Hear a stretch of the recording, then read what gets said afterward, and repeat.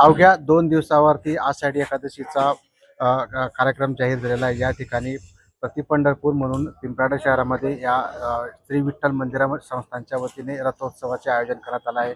दरम्यान या ठिकाणी रथोत्सवाची जय्यत तयारी करण्यात आली. आपण पाहू शकतो की या ठिकाणी रथोत्सवाची तयारी अंतिम टप्प्यात आलेली आहे. या ठिकाणी काही कारागीर जे आहेत जवळपास 150 वर्षांहून अधिकच्या या रथोत्सवाला दीर्घकाळ लाभलेला आहे. त्या ठिकाणी गेल्या 150 वर्षांपासून हा रथोत्सव कायमस्वरूपी निघत आहे. दरवर्षीप्रमाणे यंदा देखील या ठिकाणी रथोत्सवाची तयारी सुरू करण्यात आलेली आहे. या ठिकाणी आपण पाहू शकतो की रथोत्सवाची तयारी अंतिम टप्प्यात आहे.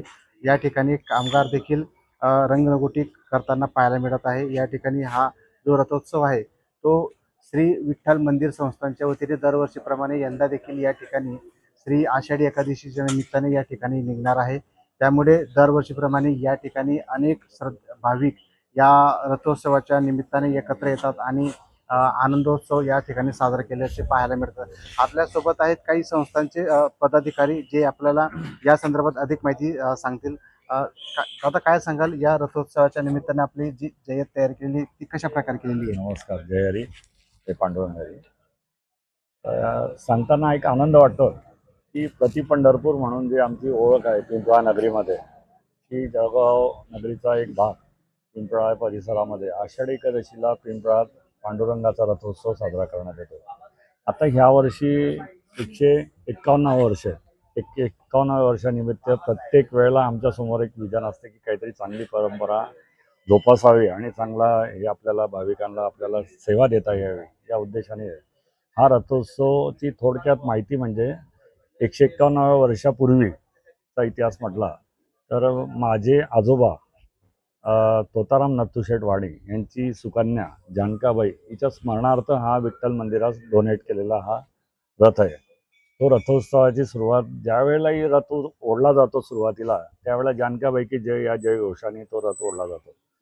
या रथाला देण्याचा उद्देश की बाबा त्यांना एकुलती एक कन्या होती, ती बालवयातच त्यांचं दुःखद निधन झालं आणि तिच्या स्मरणार्थ हा रथ आमच्या वडिलांच्या आजोबांनी मुलीच्या नावाने तो दिलेला आहे.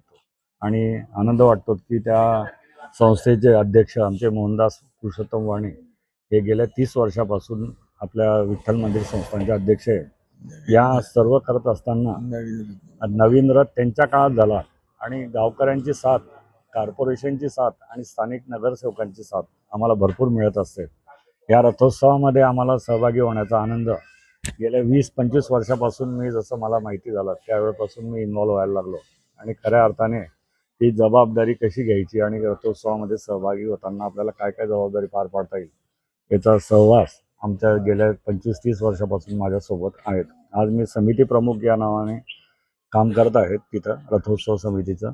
माझ्यासोबत माझे सर्व सहकारी नगरपालिकेतले सगळे नेते मंडळी असेल, मान्यवर मंडळी असेल, आदरणीय राजू मामा असतील, नगरसेवक असतील, स्थानिक आमचे नरेंद्र भाऊ असतील, अतुल भाऊ असतील, अमर भाऊ जैन असतील, बाकी सर्व नगरसेवक असतील, हे सर्व शांतता कमिटीचे सदस्य असतात, मोगरी लावणारे स्वयंसेवक असतात, भजनी मंडळ असतात, विश्वस्त असतात आमचे सर्व.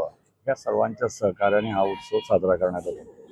यावेळेला आम्ही उत्सवामध्ये नाविन्य काहीतरी देण्यासाठी आम्ही साधारण 3 चौक आपण सुशोभीकरणाचा यावेळेला संकल्प केला होता. सोमाणी मार्केट चौक, गांधी चौक आणि आपला हनुमान मंदिराचा चौक, हे 3 चौकामध्ये रथाचं स्वागत हे चांगल्या पद्धतीने कसं करता येईल त्या दृष्टिकोनातून आमचा प्रयत्न आहे. यावेळेला प्रसाद आम्ही वाढवलेला आहे. गेल्या वर्षी जो होता 425 किलोचा प्रसाद जो होता तो यावेळेला आम्ही 500 किलोच्या वर करण्याचा मानस होता आणि तो केलेला आहे. आम्ही पूर्वतयारी पूर्ण झालेली आहे. यावेळेला रथोत्सवाची यात्रा 25 तारखेला दुपारी 12:30 वाजता मान्यवर मंडळी जे आहेत, आदरणीय राजूमामा भोळे असतील, गुलाबरावजी पाटील असतील, मंत्री महोदय आमचे, त्याचबरोबर गिरीश भाऊ महाजन असतील, स्मिताताई वाघ असतील, स्थानिक आमचे नगरसेवक, स्थायी समितीचे सभापती, महापौर, उपमहापौर या सर्वांच्या सहकार्यामुळे या वर्षाचं नियोजन जे आहे आमचं की वेळेवर रथोत्सव काढायचा आणि साधारणपणे 12:30 वाजेपासून तर रात्री 10:30 वाजेपर्यंत हा रथोत्सव यात्रा 3 ते 4 किलोमीटर परिसराच्या या जुन्या पिंपळा गावामध्ये रथोत्सव यात्रा पार पडत असते. साधारणतः तुम्ही हा जो रथोत्सव बघताय या परिसरामध्ये, या रथोत्सव निघताना चैतन्याचे वातावरण असतात, यावर्षी देखील चैतन्य वातावरण असेल काय? नक्कीच यावर्षी सुद्धा दरवर्षीप्रमाणे सालाबादप्रमाणे खूप चांगल्या पद्धतीनं रथोत्सव साजरा केला जाईल.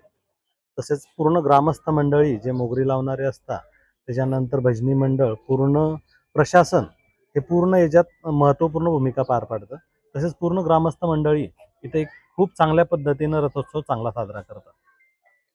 या अशा पद्धतीने या ठिकाणी श्री विठ्ठल मंदिर संस्थांच्या वतीने दरवर्षीप्रमाणे यंदा देखील 151 वर्षी हा रथोत्सव मोठ्या उत्साहात साजरा होणार आहे. या ठिकाणी शहराचे आमदार राजमामा भोडे यांच्या हस्ते या रथोत्सवाचे उद्घाटन होईल आणि जवळपास ते 3 ते 4 किलोमीटर अंतरापर्यंत हा रथ अंतर कापणार आहे. त्यामुळे आता येणाऱ्या 25 तारखेला रथोत्सव हा मोठ्या उत्साहात आणि जल्लोषात साजरा होणार असल्याचे आपल्याला पाहायला मिळणार आहे. जितेंद्र कोतवाल, LS मराठी, जळगाव.